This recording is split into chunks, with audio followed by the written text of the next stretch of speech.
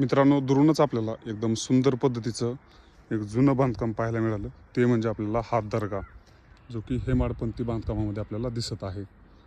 खूप कमी असे लोकेशन आहेत ज्या ठिकाणी आपल्याला या गोष्टी पाहायला मिळतात.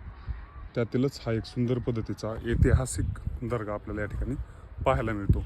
मित्रांनो, आतमध्ये आल्याच्या नंतर असं विटामध्ये बांधलेलं गोल घुमट आहे आणि दगड बघू शकता मित्रांनो, कशा पद्धतीनं एकदम सुंदर पद्धतीची कलाकृती काढलेली आहे. या दर्ग्याच्या ठिकाणी आल्याच्या नंतर खूप भारी वाटायला मित्रांनो, कारण की अशा जुन्या वास्तू पाहण्यामध्ये जी मजा आहे ती दुसऱ्या कोणत्याही वास्तू पाहण्यामध्ये आपल्याला येत नाही.